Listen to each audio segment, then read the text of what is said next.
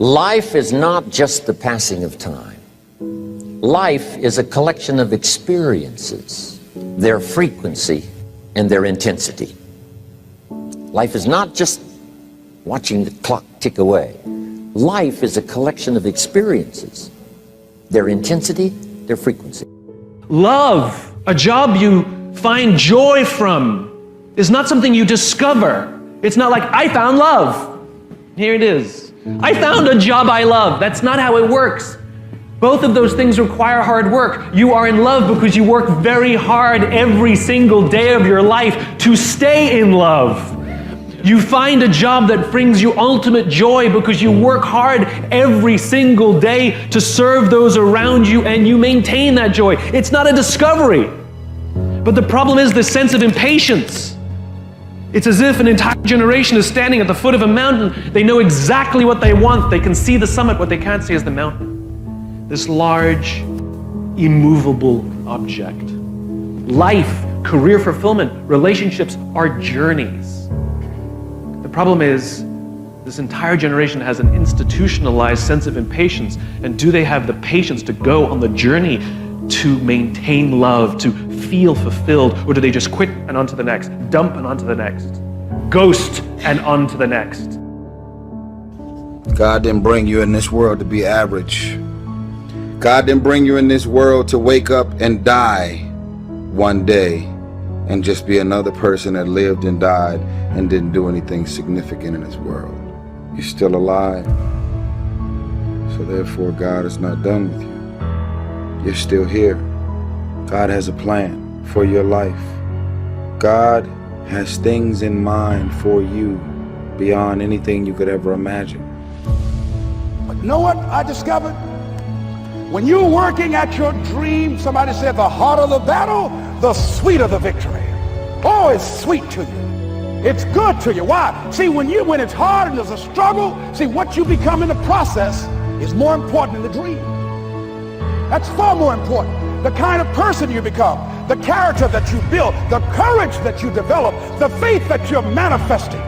Oh, it's something that you get up in the morning, you look yourself in the mirror, you're a different kind of person. You walk with a different kind of spirit. And people know that you know what life is, that you have embraced life. You knew it was hard, but you did it hard. Key phrase: self-protection leads to mediocrity. Self-service leads to fortune. Self-investment leads to fortune. Look, if you want to get rich, you want to be really successful. When I say rich, I'm not talking about money. I'm talking about a rich life, freedom, time with family, choices, get to do what you want. You get to move where you want, go where you want, do what you want. My dad died when he was 52 years old. My dad worked his whole life to provide for 5 kids and his wife, and he did his job, and then he died. That's not the program I want to get on. Is that the program you want to be on? My dad died, he bought his dream house 9 months before he died. He leaves 2 10-year-old boys, one of me. I'm a twin. 2 10-year-old boys, never got to enjoy us. I never got to enjoy him. Why? Because he worked so hard with no concept of freedom. He had a good job, he made some money, but he is basically imprisoned in his thinking that work is hard. It's a bigger dream waiting for you, just waiting for you to step into it. To step into it. Your life is big. Your life is huge. And we spend so much time wanting to be in somebody else's life.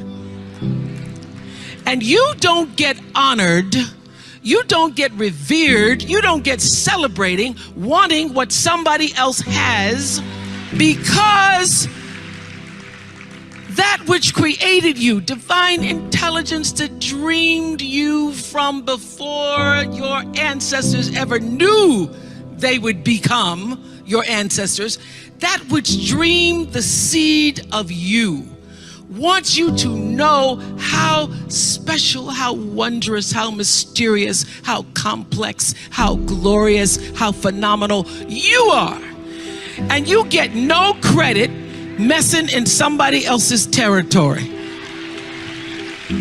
or trying to have power over something you have no control. Another one of my favorite teachings is The Wizard of Oz. When the Wicked Witch of the West says, go away from here because you don't have any power here, you have no power in any territory other than your own. Oh, but you are the master of that. You get to be the master of your own fate. You get to be the captain of your own soul. And if you just manage that, if you just took care of your territory, oh, the glorious, glorious, glorious, wondrous, wondrous opportunities and possibilities that are waiting for you. So the question is, what are you resisting? What are you pushing against? What are you not allowing? What are you blocking because you have this idea of who and what you're supposed to be, instead of leaning into the dream that's already been created and waiting for you. It's waiting for you. And the second, it's an instant thing. It's a shift in the way you see yourself and the power from which you have come. Achieve greatness in little things. Take on difficulties while they are still easy. Do great things while they are still small. The sage does not attempt anything very big and thus achieves greatness. Greatness comes from being in the moment, here, present, in the now. The sage confronts difficulties but never experiences them. This is the idea of thinking small. And finally, I'd like to see you change from this thought. Change from seeing yourself as separate to seeing yourself as connected to everyone and everything in the universe. I sat and read an essay called The Whole Man by Abraham Maslow. And Maslow was the first person that I'd ever seen in the field of psychology who spoke about we should not be assessing who human beings are and what they're capable of doing based upon what's missing or what's wrong or what they can't do or their weaknesses. We shouldn't study neurology or neurological disorders. We shouldn't study how psychotic people are or how neurotic they are. We should look at the greatest achievers who've ever walked among us, know that they all came from the same intelligence, and recognize and help people to find that within themselves.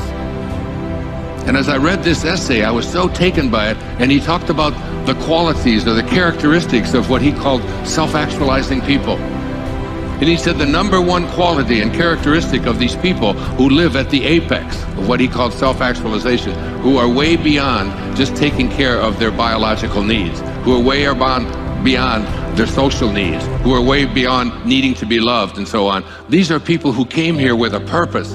These are people who have a dharma. These are people who won't let anyone else determine what it is they're going to be. He said the number one quality of these people is that they are independent of the good opinion of other people. They listen to an inner voice. Yes, our physical body is what it is, but we can make choices about it. Yes, our spiritual body, our purpose, our dharma, what we're here for, it's also doomed, but we make choices. What are the choices? You came here to be a great artist. I did a whole film on this. It's called The Shift. And this whole idea is that you came here to be a great artist. Do you pick up a paintbrush? Do you do what Van Gogh did? You just go out there and paint because it's in your soul? Because the second characteristic of self-actualizing people, according to Maslow, is that they are detached from outcome. They don't do what they do because of what result is going to come to them, because of how much money they're going to make, how much prestige they're going to get, how big their business is going to grow. That is not what motivates self-actualized people. What motivates self-actualizing people is, this is my calling. I found myself reading the Bhagavad Gita for the third time in the last 3 months. I just keep reading it over and over, just like when I did the Tao 8 years ago when I turned 65 and couldn't stop it. And the teachers showed up. The Buddhist proverb is that when the student is ready, the teachers will appear. It's not whether there's teachers there's teachers everywhere. Everything is a teaching. The question isn't whether the teachers are there. The question is, how willing are you to pay attention? How willing are you to listen to that inner voice that no one else can hear? That little scurvy elephant in there that says, you're not the boss of me. You can't tell me what I'm here for. You have to, it takes a kind of fearlessness, because fear is such an omnipresent force in our lives. I do what I do because of the passion I feel. I am not here because of what you paid me to be here for. I am not here because of any need that I have to sell another book. I am not here for anything external to myself. I am here because I have a passion within me.